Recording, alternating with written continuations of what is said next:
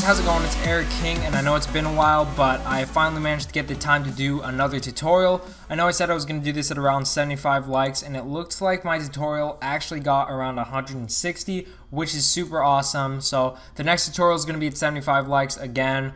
Just suggest stuff in the comments or maybe through Skype and Twitter. And as long as it gets the word out to me, I'll look at them, pick something that I think hasn't been seen too much and it'll help people and they want to learn it, and I'll do that in my next tutorial. But for now, I'm going to be teaching pan crop, or otherwise known as scale or screen pumps. They both mean the exact same thing, so you could call it scale, you could call it screen pumps, or you could call it pan crop. I just call it pan crop because it sounds nicer.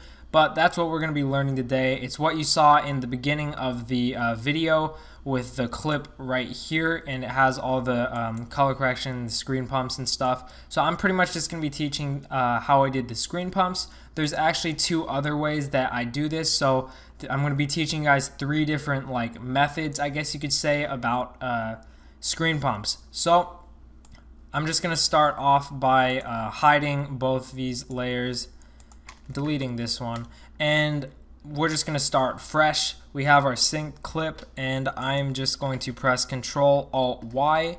That's going to make a new adjustment layer. So this is what we're going to be working with, is this one adjustment layer, or you could go to Layer, New, Adjustment Layer. I usually just press Control Alt Y because it's a lot faster. So if you learn how to do that, it's going to make editing a lot easier for you. And now we just want to go to our main effect in this tutorial, which is transform. I already have it typed in here, so just type in transform in your effects and presets and drag it in your adjustment layer right here. So we have this. The reason why you want to use transform, if you don't know what it is, you can see it has scale, opacity, rotation. It has everything that you would normally have in a clip, like right here. The reason why you want to use scale on transform rather than on your clip is because let's say you have an effect or maybe some text over this clip. If you use transform and scale it up, it's going to scale up both of them, while if you do scale, it's only going to scale up the clip and not the effect. So it's just going to make it look a lot nicer. It's going to be more organized because you have it all in an adjustment layer. And we're just going to use transform, and I recommend you always use transform when you're scaling something. So we're going to the beginning of our clip right here, and I'm just going to set the scale to about 108. 108 is probably a good one because for clips, console clips, you can see there's the HUD right here. It's a lot more noticeable when you scale it up, but let's say it's like a PC clip or a frag. There's usually not going to be a HUD, so you can set it up to about 130 and it won't be noticeable. So keep that in mind. For console clips, have it set to about 108 to 110, and for PC clips, you want it to about 130 to 140 because it's a lot harder to notice. But since this is a console clip, we're going to start it off at 108 and go to the beginning of our clip and set a keyframe right here.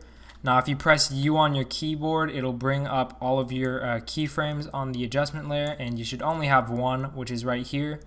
Then you press U on your clip, and it has all the synced things that I synced a while back. So I have all these keyframes from the song, so it's synced up with the song right here. And we're just going to go to the beginning of our clip again, go forward 1 to 3 frames, set another keyframe, and then you want to highlight your keyframes, press Control C, then go to all of your beats, which would be right here, and press Control V, which is going to paste it right above the beat. So you can see this one's aligned with the beat right here, but then this one's off to the right. So what you want to do to fix that is just kind of move it to the side so it looks a little bit centered. I know this one's a little bit more to the left, but just make sure it's a little bit more centered like this. And you just want to do that throughout your whole clip or all of your beats.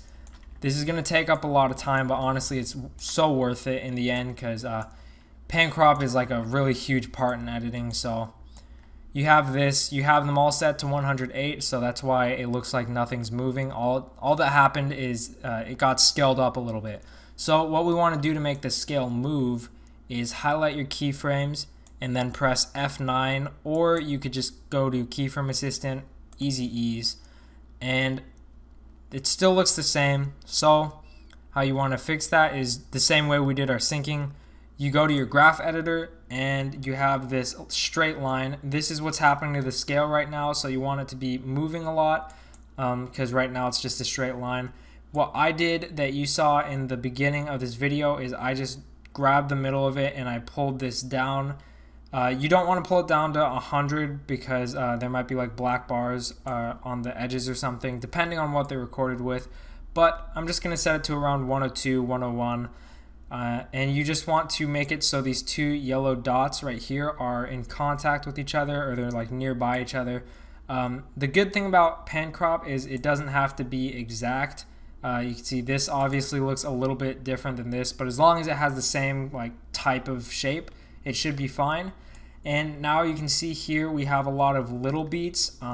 So there's 2 beats where there would normally be 1 beat here. So if you have a really fast beat, what you can do is, instead of going all the way down, you go about halfway like this.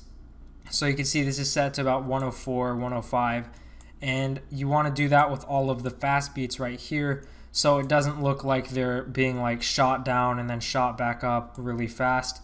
You want it to look really smooth and stuff. So I'm just going to do that with the rest of this, like that. And you could see this is another like large beat, so just set the keyframes and then set it so they're like in contact with each other. And that's pretty much what you have right here. Now if we RAM preview it right now, you guys probably can't hear the music, but you can see the pan crop right here. It's jumping up. It looks pretty nice. I like it. So what you want to do, if you have, let's say, a different song, which, like I said, you couldn't hear mine, but I'm just going to show all the different stuff you could do with this. If that's all you wanted to learn, that's pretty much it for the video. But for those of you who want to learn every type of pan crop that you could possibly use, I'm just going to show that right now. So you just want to manipulate the graph and change it so it's, different. This is how Pidgey's looks like. If you guys know who Pidgey Edits is, his screen pumps are more like this, where it's a curve, like an oval. Instead of going to the right, he just puts the lines straight down. So I'm just gonna do that really quick, and I'm having trouble with that one, but I'm going to drag these down really quick just to show you what it looks like. And I'm almost done here. Like I said, this is gonna take a really long time if you have like a full episode or something that you're editing. But I'm gonna RAM preview this one. And just look, usually I'll look right here, but you can see it's a little bit more like bouncy, I guess you could call it, like rounded, because obviously it's going like an oval. So that's another way you could do it. And the final way you can go with pan crop is, let's say you have like a really chill song, you want like a really constant, like linear screen pump. You can make your keyframes make contact with each other in the middle of the of these keyframes, like this. So you want them to just be as centered as possible and make it so that they're touching each other. And I'm going to do that with the rest of these really fast. And other than that, that's the only type of pan crop that I use. I use the first one that I showed you guys. I'll always use that one. But in case there's a different type of song or something, sometimes I'll change up the pan crop and make it a little bit more interesting for me. So you can see this one's pretty much like a straight line. So that's the third type. I don't really use this one as often, but let's say you have like a really slow like hip hop song or something, you could use that.